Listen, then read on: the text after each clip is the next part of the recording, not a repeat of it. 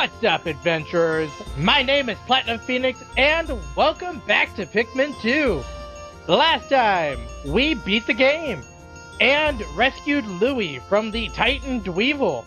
And this time, there are some extras in this game that I want to go over because they didn't really fit anywhere into the Let's Play very well. So, that's what we're going to be doing today. And I wanted to start here on the title screen, because there's actually a lot to do and see here that a lot of people may not have noticed. So the first thing I want to go over is that the title screen actually changes seasons every single time you go to it.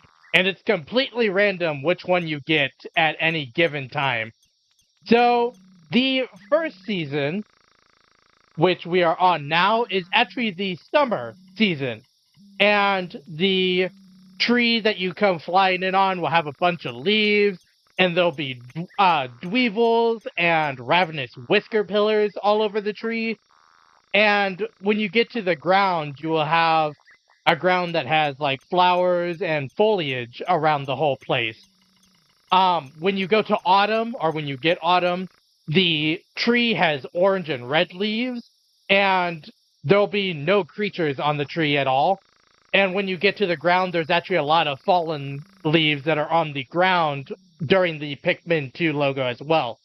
When you go to winter, there's actually no leaves, because winter, and there's cloaking burrow nits and swooping snitch bugs on your fly-in. And when you get to this ground portion, there's snow on the ground, with no plants, or very few plants. And then last up is spring, and spring is probably the prettiest, because when you fly through the tree, it's cherry blossoms and no creatures. And then when you get to the ground, it's very similar to summer, where it's just foliage, and I think there's a few cherry blossoms on the ground. And actually, we just switched over to the autumn version.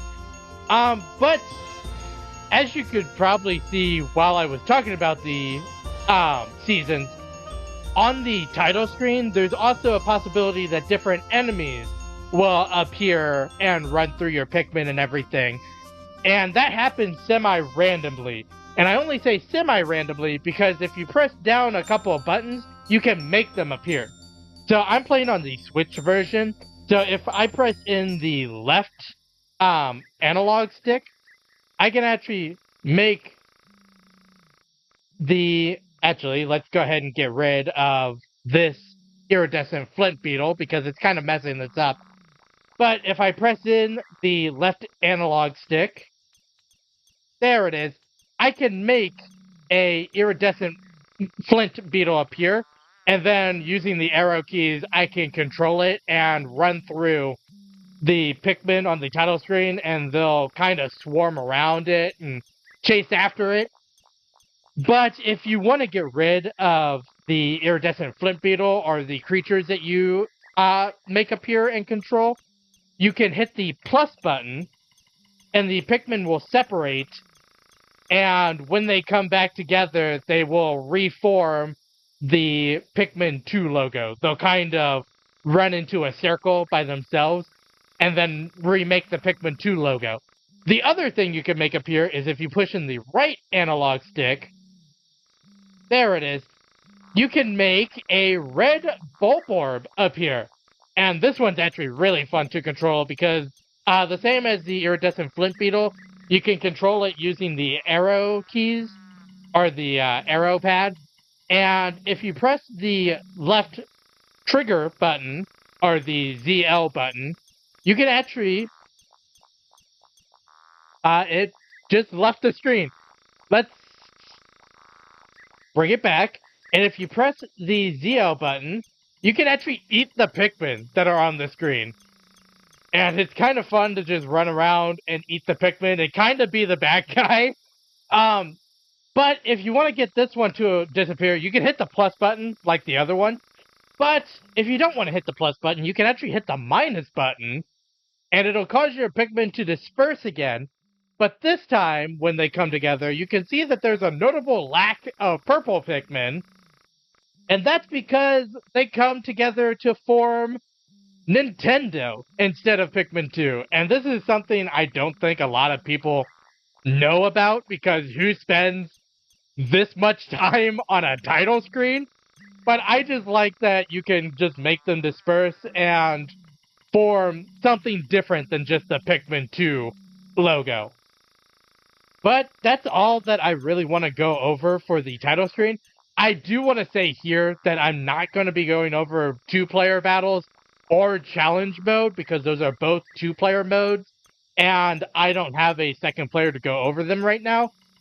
I will in the future when I do get somebody to help me with them, but for now, we're just not going to be able to go over them.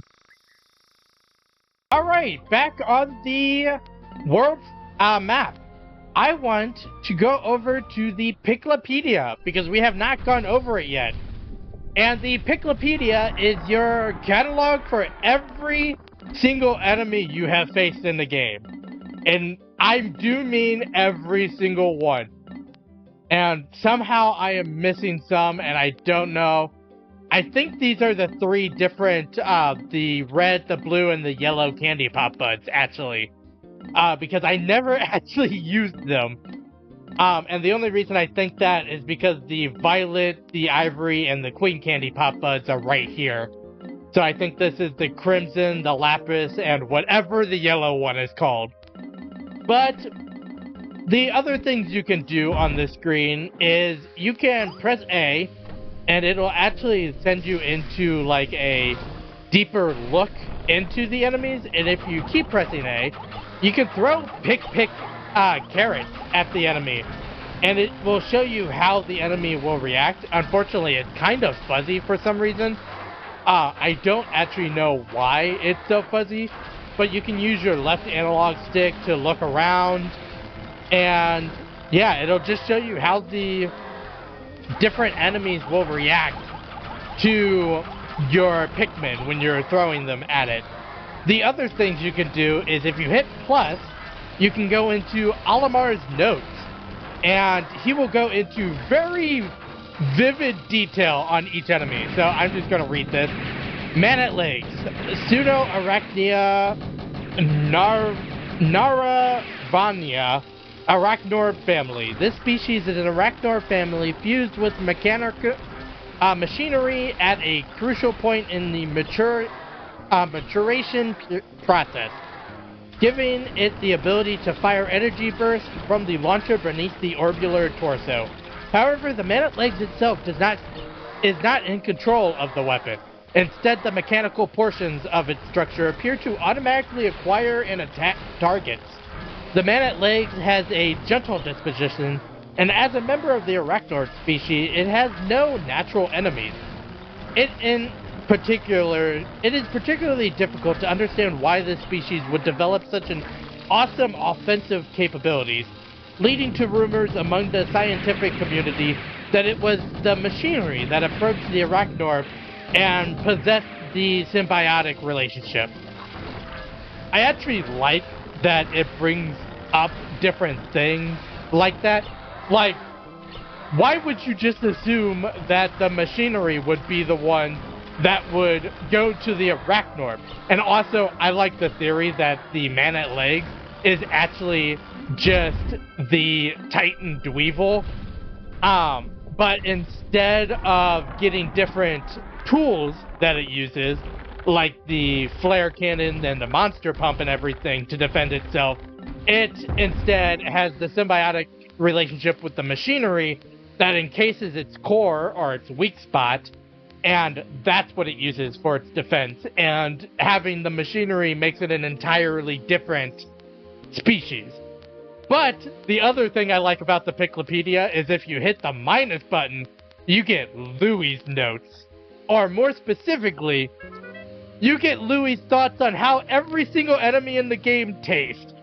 Although the meat is a bit on the metallic side, the oil makes a mouth-watering gravy or lubricative vinaigrette.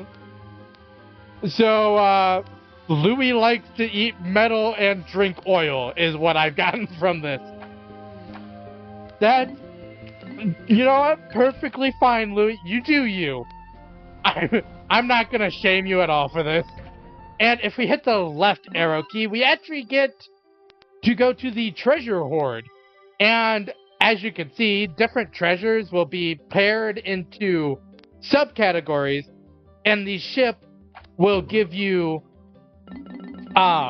description on each of the categories or different series that you get. Most of the series will be found relatively in the same areas. Like most of the food stuff was found in the Glutton's Kitchen, for example. But some of the stuff is throughout the entire game, so you can, like the rings, for example, are found throughout, I think, 4 or 5 different dungeons, and one is found in the overworld. So, it could take you quite a while to get this entirely completed. Although, I say that, and all you have to do is beat the game, and you get every treasure in the game. The other thing that the treasure hoard allows you to do is, if I can just mash through all of the different series, because I've never opened this entire Let's Play. There we go. Also, hello, Louie. You can, again, hit plus, and it'll give you Olimar's journal again. This scorching mechanism was once used by a monstrous titan Dweevil. The roasting apparatus spews hot jets of flame. I can't keep Louis away from it. He keeps trying to use it to cook sausages and caramelize creme brulee. And again, if you hit A, you can look at it in more detail, although it's still fuzzy. But the real cinch to this is that if you hit minus, the ship will give you a sales pitch on how the company of Hakatate Freight could sell all of these treasures, which I think is very funny, that they're basically using the AI of the ship to come up with the different sales pitches for each of these treasures. So, in the compressed air cylinder of this flamethrower, liquid gas is lit, producing the flame that gives this weapon its name. It is very dangerous, and good kids know not to play with it. In case you wonder, it cannot be used as a substitute for a spaceship's rocket, and should not be used to cook sausages. Never. It also gives a disclaimer, and also pairs directly to what Olimar was saying about Louis. I just find it very funny to go through all of them and see what they say, because some of them are very humorous.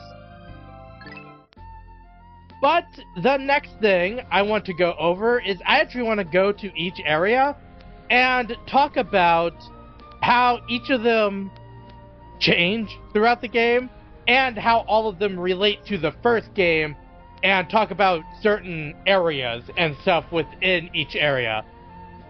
But I'm going to go over it right now because there's nothing really in the Valley of Repose, and it's pretty sad because I like the Valley of Repose and would like to see it again. I think it's a really pretty area, but unfortunately there's nothing really to talk about there, so we are not going to be going back there. So our first stop is the Awakening Wood.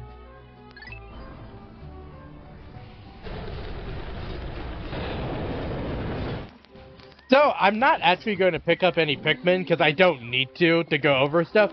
And I went over in a little bit of detail how the Awakening Wood is actually the Forest of Hope from the first game. But I want to go over a few key locations. Like here, where the burgeoning spiderworts are, is the landing site of the first Pikmin game. And up here, where you find the blue Pikmin, is actually where you fight the armored cannon beetle in the first game, and here is where you get one of the space ship parts. And the only other place of note, unfortunately I can't get over there because, you know, they ate my bridge, but over here by where the Snagret hole is, there is a burrowing Snagret. And that is actually the location where your boss fight with the burrowing Snagret is in the first game, in the Forest of Hope as well. But the only other things I want to go over, and I guess I can't go through here, is the different enemies and things that appear on days after when you first get here, because your first day here is always going to be day 3. So the first one is on day 4. The enemy, the Ravenous Whisker Pillar, will show up, and I've talked about the Ravenous Whisker Pillar a lot throughout the game, so I don't really feel the need to go into it. But also, on day 11, male sheargrubs will appear throughout the forest, not the Forest of Hope, the Awakening Wood. Because before that, only female sheargrubs would be here, and it would be very easy to walk through here. Also, on day 11, some of these pellet posies will turn into 10 pellet posies, and this burgeoning spiderwort up here will appear, because there was not one here before day 11. But those are really the only things that change. Again, this 20 will appear the same time as the 10s do. And because of this, on day 11, I would say that the Awakening Wood is one of your best places to go to get more Pikmin and to get sprays, if you need more sprays, for the end of the game. But that's really all that's here and all that's new after day 11. After day 11, nothing really shows up. So our next stop is the Perplexing Pool. Alright, there's only really 2 areas in the Perplexing Pool I want to talk about. And the first one is actually our landing site, because it takes the place of where the Smoky Frog egg is in Pikmin 1. I know it's weird because it doesn't even look like where the Smoky Frog was, but it's in the exact same location, and I guess this is just what happens after, or what happens when, like, the water is drained and there's some buildup here. But the other location I want to go, actually over where we first find the yellow Pikmin. So this tree is where the yellow Pikmin were found, and here's where the yellow onion was. But if we go over here, if you look at the ground, you can actually see 3 different circles here. And I believe people either data mined or theorized that this was what was going to be the original location for the landing site in this game. Where the yellow onion was originally is where the ship would have landed. And then each of these different circles correspond to the 3 different onions. So we have this red circle for the red onion, this yellow circle over here for the yellow onion, and then the blue circle here for the blue onion. And I think if it was data mined, it makes a lot of sense. But even if it's just a theory, I think it makes a lot of sense for the landing site to be here. One, it's kind of in the middle of everything, making it a lot better place than where you're landing right now, because you have to run halfway across the world to get to, like, the submerged castle and stuff. But I think this is just a better location in general, because, well, one, I'll have to talk about the enemies to go into it more in detail, but it's a safer location than where the regular landing site is. But to go over that more, I need to talk about the enemies that appear after you first get here. So, starting on day 11, you can come over here and there are 2 dwarf bull bears. But these bull bears are special because they actually multiply the farther you get into the game. So, on day 21, when you come back here and go over to where the dwarf bull bears are, there are 2 here. But if we go around and head over by where the entrance is to where we found the yellows, you will find an extra 2 dwarf bull bears here. And these only appear, like I said, on day 21 and after. But there is one more time where we get some extra enemies, and that day is 31. And this is going to be the day that the reason I said that this landing site is not safe comes in. If we just walk out here on day 31, beady longlegs can appear out here, which is terrifying. Like, who thought this was a good idea to make a boss appear here? Like, whose idea was this? And to put it right outside your landing zone is really mean. But that's not even where the scary stuff ends. If we head over this way, by where the second pair of dwarf bull bears appeared, I'm just gonna leave that beady longlegs there. We have a spotty bull bear here now, and you can see he already has 3 dwarf bull bears with him. And if we go over to where the other 2 were, I believe we are going to find 3 over here as well, which means another 2 have spawned on this day, making this one of the most dangerous places in the entire game. And I just find it so funny that they're just like, yeah, on day 31, just throw a boss here, it's no big deal. But that's basically the only things that have changed on this day. Everything else is basically the same. I just like that Beady is here and he's just like stomping around. The other thing is, when you defeat Beady Longlegs here, as well as the Spotty Bull Bear, they will only appear on days that end in 1. So if you beat them today, they'll appear on day 41, and then 51, 61, so on and so forth. But that's basically all there is for the perplexing pool, so now on to the Wistful Wilds.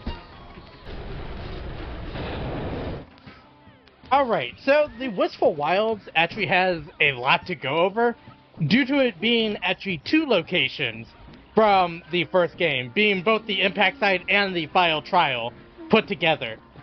But the first thing is that the landing site, I've already gone over this in a separate episode, but the landing site's actually where you fight the final boss of the first game. And the Dream Den is actually the location of the first ship part in the first game, being where you first get the engine, and also this orange Bulborb is trying to fight me. And to make that go out a little bit further, over here is where the landing site was in the first game, in the impact site specifically.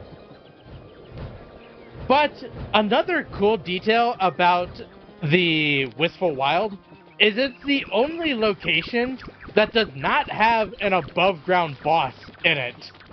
Although I may count this Gatling Groink as an above-ground boss.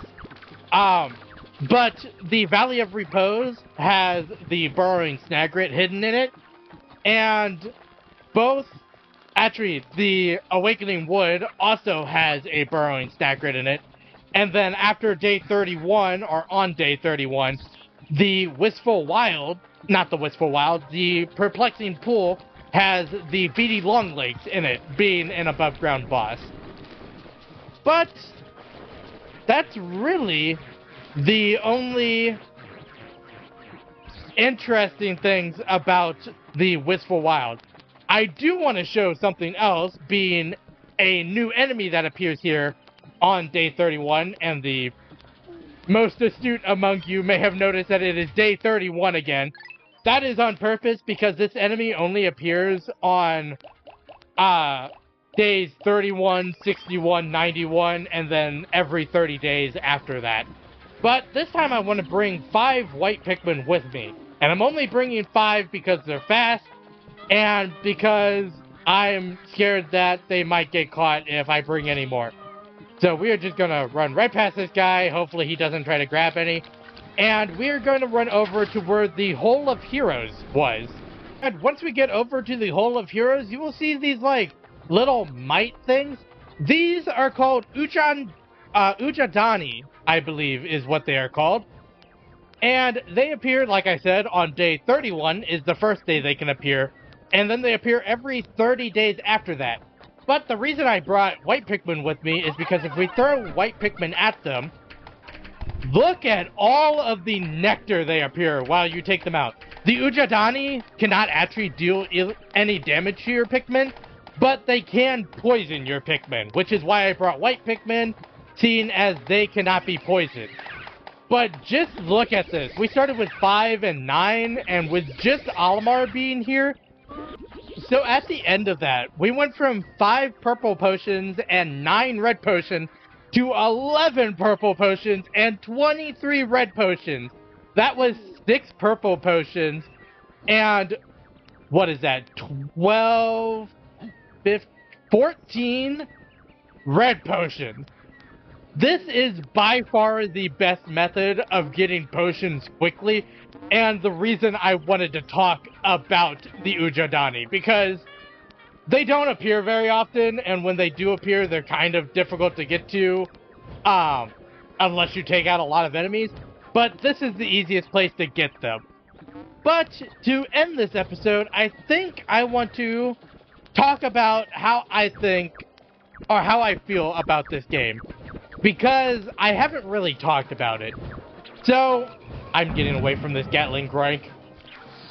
I'll be honest, Pikmin 2 is probably my least favorite Pikmin game. They make it so much harder than Pikmin 1, and I don't know why. I like the inclusion of the caves. The caves are actually fun and give you a decent objective each day to do.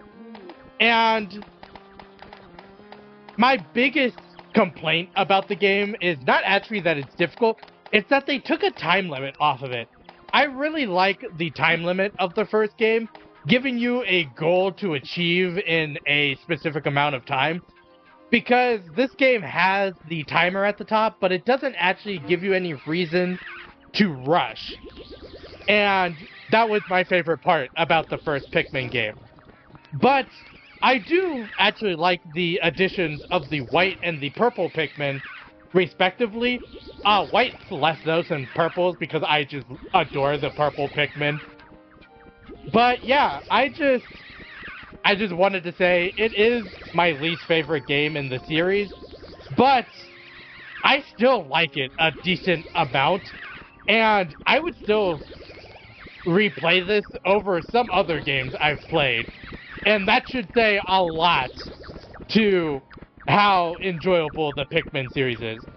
But I think that's all I have to go over for this bonus episode, and that Gatling Groink really wants to get me. So I hope that everyone enjoyed watching.